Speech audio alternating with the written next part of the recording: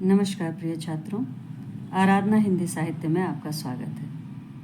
आज हम पाठ 12 रोबोट को लेकर प्रस्तुत हैं, जिसके लेखक डॉक्टर प्रदीप मुखोपाध्याय आलोक जी हैं। प्रस्तुत पाठ में लेखक कहना चाह रहे हैं कि मशीन कभी भी मनुष्य का स्थान नहीं ले सकता और मनुष्य का महत्व कभी भी कम नहीं हो सकता।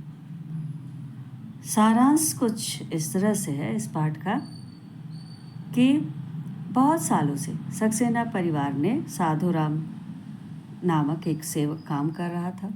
काम करने वाला साधुराम एक दिन अचानक अस्पताल पहुंच जाता है और वहां उसे बहुत तकलीफ होती है। तब धीरज सक्सेना को घरेलू कामकाज करने के लिए एक बुद्धिमान रोबोट की जरूरत थी और ज़्यादा कीमत देकर वो उस रोबोट को घर ले आते हैं। उसका नाम रखा जाता है रोबोनिल। वो घर के सभी काम करने लगता है।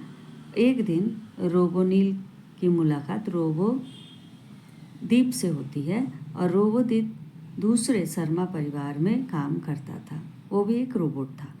रोबोनिल विज्ञान और वर्ड प्रोसेसर पर टाइप करने लगा और कथा संक्षेप में उसने इस प्रकार लिखा कि एक घर में एक नौकर को, जो किसी जानलेवा बीमारी से पीड़ित था, उससे काम से निकालकर रोबोट को रख लिया गया। रोबोटों की घोषणा कर देता है कि और दोनों सब हड़ताल पे चले जाते हैं और अंत में नौकर को घर में फिर रख लिया जाता है। इस तरह से रोबोनिल दोनों मिलकर के संघ कार्यालय में जाकर अध्यक्ष को सारी बातें करते हैं और अंत में धीरज सक्सेना रोबोटिक संघ के अध्यक्ष से अनुरोध करते हैं और वो साधुराम के ठीक होने तक रोबोनिल को काम करने के लिए रख लेते हैं और संघ इस बात को मान लेती है और रोबोनिल और रोबोजित दोनों बहुत खुश होते हैं, क्योंकि उनके अंदर भी एक मानवीय संवेदना जागृत हो जाती है। जैसे आज के मनुष्य ने मानवता की श्रेणी में बहुत ही पीछे चला जाता हुआ नजर आ रहा है, वहीं रोबोट के अंदर ऐसी मानवीय संवेदनाएं हैं कि वो आज भी मानव की भावनाओं की कदर करता है। ये भी इस पाठ में बताने का प्रयास किया गया है। तो देखिए, आइए इस पाठ को विस्तार से पढ़ते हैं। वर्षों से सक्सेना परिवार में काम कर रहा था साधुराम नाम का एक युवक जो था, बहुत दिनों से, वर्षों से माने सालों से वहाँ काम कर रहा था। अचानक एक दिन चलती बस से गिरकर उसे खतरनाक चोट आई। यानी वो गिर गया। कहाँ गिर गया? बस से वो गिर गया और उसे बहुत ज़्यादा चोट आ गई। तो खतरनाक रूप से, यानी बहुत अधिक चोट आ गई, है ना। सीवियर एक्सीडेंट उसको हो गया। उसे अस्पताल में भर्ती कराना पड़ा। हॉस्पिटल उसे ले जाया गया, यानी वो हॉस्पिटल में एडमिट हो गया। और सक्सेना परिवार बड़ा था, बहुत बड़ा परिवार था। बेटे बेटियों, यानी जॉइंट फैमिली कह सकते हैं। बेटे बेटी नाती पोतों से घर में हमेशा रौनक रहती थी, यानी शोभा बनी रहती थी। चमक दमक रहता था, चहल पहल बनती थी, लोग चारों तरफ भरे पड़े थे। साधुराम के अस्पताल पहुंच जाने से सभी की तकलीफें बढ़ गई, यानी सबकी तकलीफें यानी मुसीबत बढ़ गई। धीरज सक्सेना से परिवार वालों का दुख नहीं देखा गया, यानी परिवार वाले जितने थे फैमिली मेम्बर्स, सभी बहुत दुखी थे। तभी परिवार के मुखिया के नाते, मुखिया किसको बोलते हैं? जो घर का बड़ा होता है और घर का प्रधान होता है और जो पूरे घर को देखता है, संभालता है, उसको हम मुखिया कहते हैं। हेड ऑफ द फैमिली कह सकते हैं। उन्होंने कोई फैसला किया कि इस फैसला मैंने एक डिसीज़न लिया। उन्होंने क्या डिसीज़न लिया कि इस फैसले के तरह अगले रोज वो अगले दिन वो रोबोटोनिक्स कॉरपोरेशन के कार्यालय जा पहुँचे। उसके ऑफिस में चले गए। किसके? रोबोटिक्स कॉरपोरेशन के जा पहुँचे। यहाँ 2030 नहीं होकर यहाँ 2010 हम रखें तो ज़्यादा बेटर है, क्योंकि ये प्रिंटिंग मिस्टेक है। तो वर्ष 10 के नवंबर का महीना था। दफ्तर अभी खुला नहीं था। एक रोबोट वैक्यूम क्लीनर से दफ्तर, हाँ दफ्तर का मतलब होता है ऑफिस, राइट, ऑफिस अभी खुला ही था, जस्ट अभी ओपन किए थे। एक रोबोट क्या हुआ, वैक्यूम क्लीनर लेकर, वैक्यूम क्लीनर जिससे साफ सफाई की जाती है ना, एक मशीन है, दफ्तर के फर्श को यानी ज़मीन को साफ कर रहा था।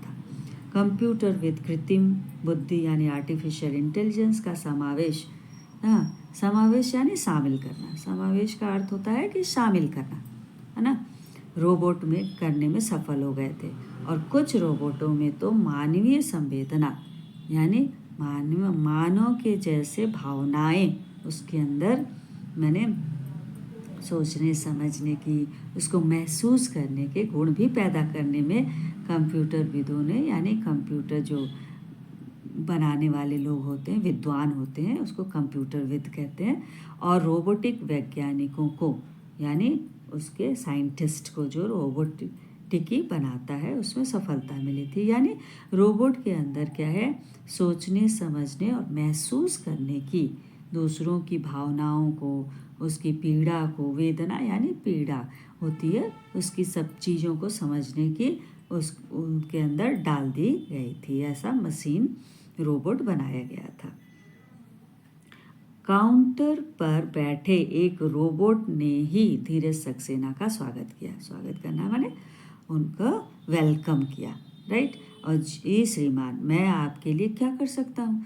जवाब में धीरज सक्सेना बोले, मुझे घरेलू कामकाज करने के लिए, घरेलू माने घर का, यानी घर के सारे काम करने के लिए, यानी यूँ कहिए कि एक नौकर चाहिए, और करने के लिए एक बुद्धिमान रोबोट की ज़रूरत है। बुद्धिमान यानी इंटेलिजेंट।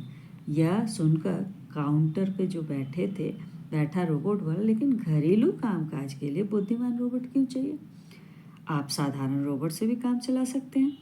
दरअसल मुझे बुद्धिमान रोबोट चाहिए, बहुत ही इंटेलिजेंट हम मुझे रोबोट चाहिए। मेरे नाती पोतों यानी मेरे जो ग्रैंडसन ग्रैंड डॉटर जो हैं, वो सबके होमवर्क कराने के लिए और वर्ड प्रोसेसर पर मेरा काम संभालने के लिए भी मुझे एक रोबोट की आवश्यकता है।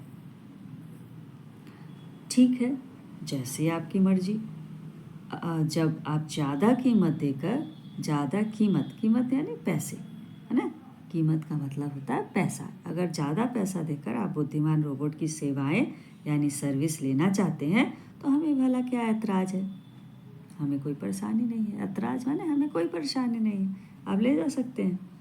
धीरज सक्सेना को यह रोबोट बहुत ही व्यवहार कुशल लगा, मैंने अच्छा लगा, जो सबसे घुल मिल जाता, व्यवहारिक लगा और चालाक भी लगा, है ना, क्लेवर भी लगा।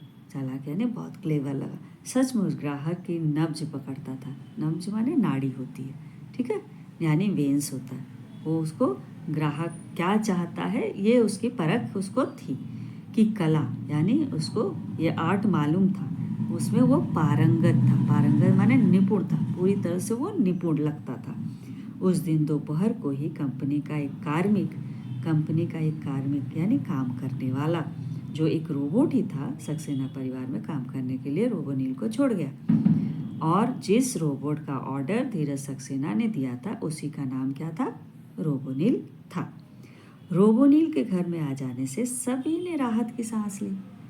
हाँ, राहत की सांस ली या क्या है भारा है, यानी सबको बहुत चैन मिला, यानी राहत की सांस लेना, बहुत चैन ली उन्होंने।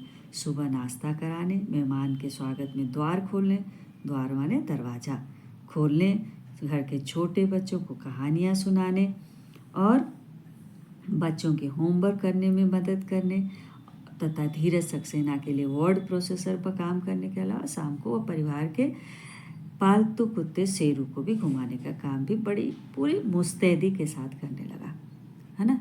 मुस्तैनी का मतलब होता है तत्परता के साथ, बड़ी तत्परता के साथ, माने लगातार हर काम को एक के बाद करना, हाँ, तत्पर होकर एकदम मुस्तैद होकर करने लगा। रोबोनील रोज़ शाम को शेरू को टहलाने के लिए ले जाता था।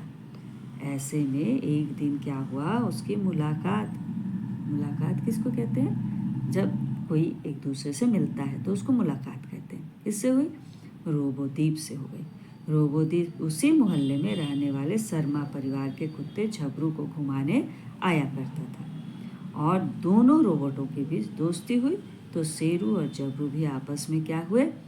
उन दोनों के कुत्ते का ना, एक का नाम शेरू था, दूसरे का नाम झबरू था, वो भी आपस में हिल गए, मैंने दोस्त बन गए हैं। इस तरह से आज यहीं तक पार्ट 1, क्योंकि ये पार्ट बहुत बड़ा है, लंबा हो जाएगा, इसलिए अगले पार्ट में हम क्या करेंगे, इसको फिर से करेंगे। तब तक के लिए धन्यवाद।